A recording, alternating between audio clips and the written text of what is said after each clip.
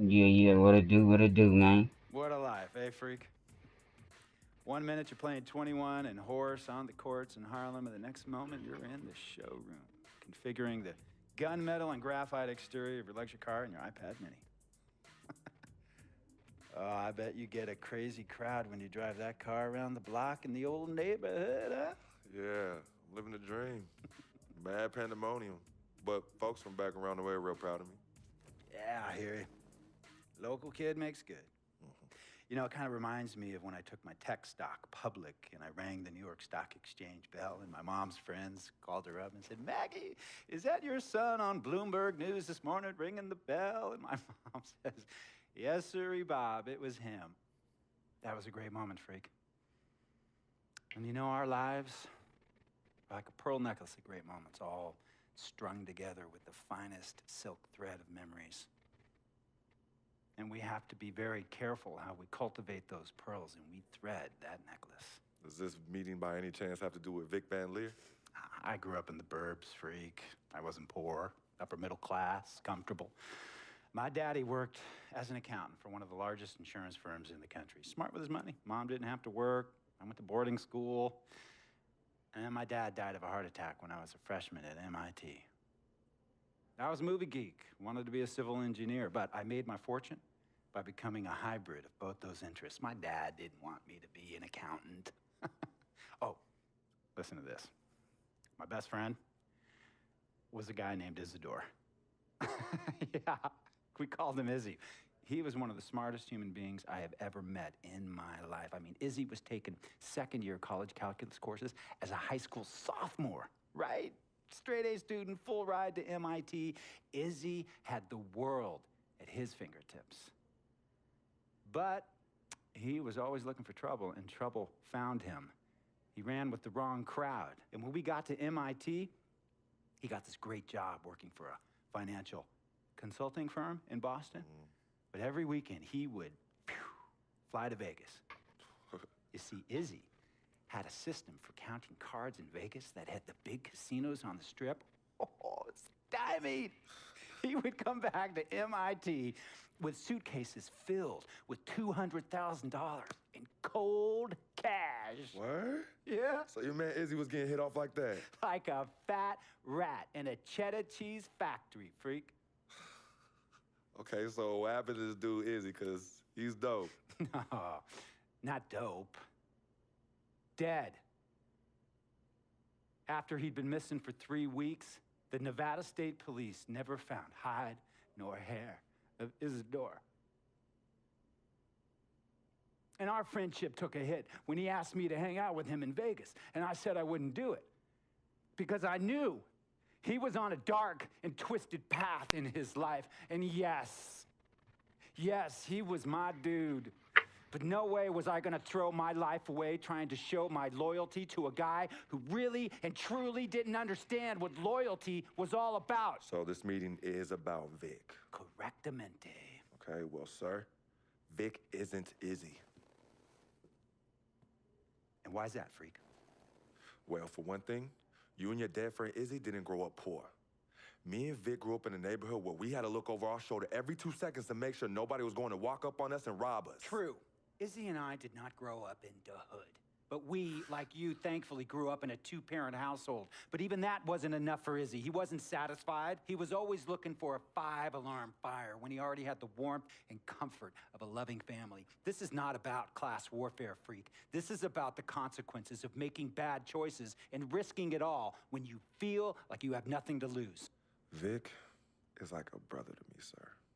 But you shouldn't be Brother Vic's keeper, freak. Would a brother go looking for trouble and put your career and your livelihood at risk by getting into fights at nightclubs and seedy after-hour joints and then scream to the media, yeah, it's all good, I'm an FOF, friendo freak. It's all misunderstanding. Y'all be haters, don't hate my game. I don't think a brother would do that to someone they really cared about, but a guy who looked at you like a meal ticket would. No. See, you don't understand Vic. Really? I don't understand. No.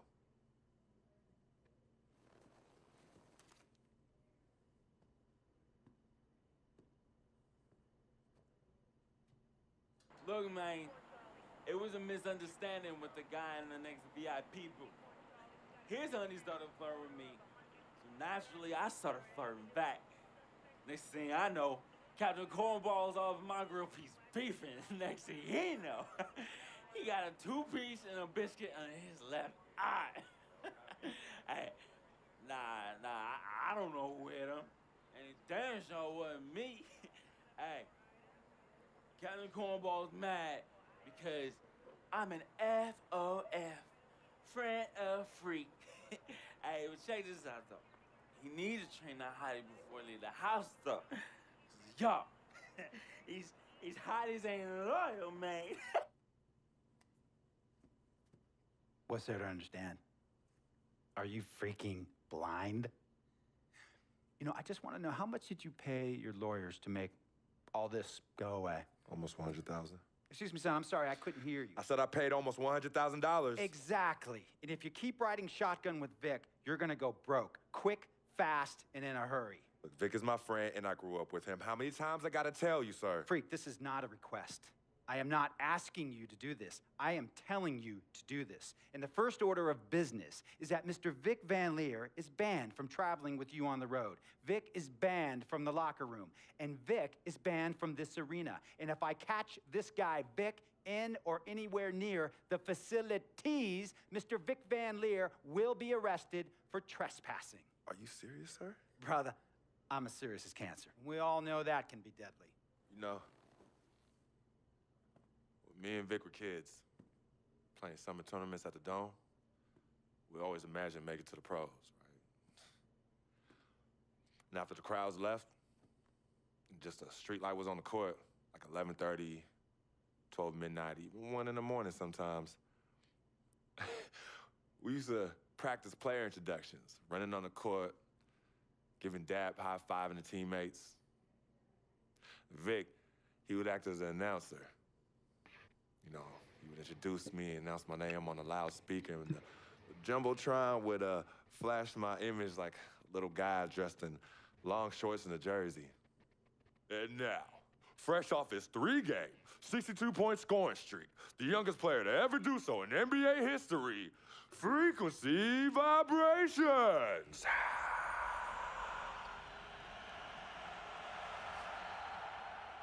So me and Vic would sit in those empty bleachers at the Dome and dream like nobody's business. And now I'm living a dream. For real. And in so many ways, Vic was part of that. Please, listen to me. I mean, I know this guy's your dude from way back. Look, me and Vic go way back like the front seats of a '67 Cadillac. That's good. We go way back. Did you say front seats? Front seats of a '67 Cadillac. We go way back like the front seats of a '67 Cadillac.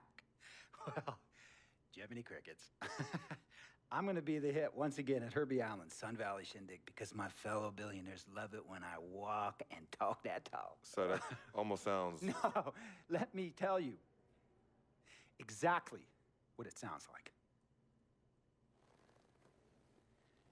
I respect, admire, and most importantly, love you as a human being and a role model. But I pay you a lot. And I mean, I pay you a lot of money to play for my team. And I am in this game to win it. And you can't win it with an albatross around your neck like Vic. So Vic is done. History.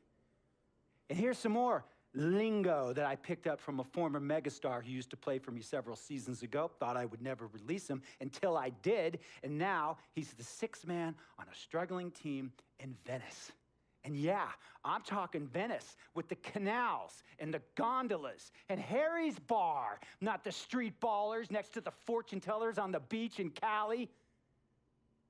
This guy used to tell me when he thought there was a player destroying our team, don't be a hero, cut that zero. And that is what I am telling you about Vic, freak. Don't be a hero, cut that zero. The only thing Vic brings into your life is headache and unwanted and unnecessary negative attention, and it will begin to affect your mindset. And when it affects your mindset, it's going to affect your play. And when it affects your play, it's going to affect my team. And when it affects my team, it's going to affect my money. And if it affects my money, Google Translate will become your new freaking friend. I want a championship ring, freak, and I want you to help me get that ring. And banners after banners hanging from the rafters in this arena. So, freak, hear me clearly and hear me good.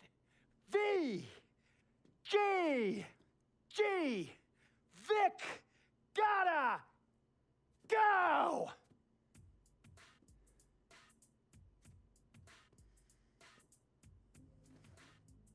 Handle your business. And remember, that contract you signed contains a morality clause, a very important clause that revolves around your conduct on and off the court, and how it can negatively impact my team. Now, I don't want you to have to learn Italian or Croatian as a second language. And hey, playing pro ball overseas, there's nothing wrong with that. But the arenas are nothing like this, nor will the money be the same. And on top of all of that, this is the US of A, the greatest freaking country in the world. Ask yourself, is Vic worth all that? Think about it. Think long, think wrong.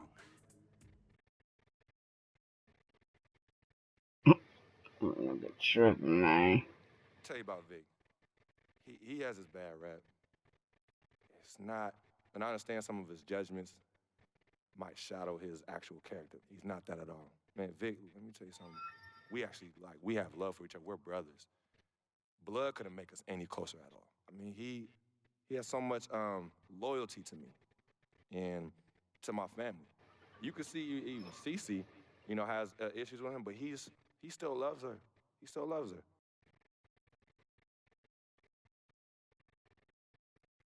Man, I gotta change the niggas.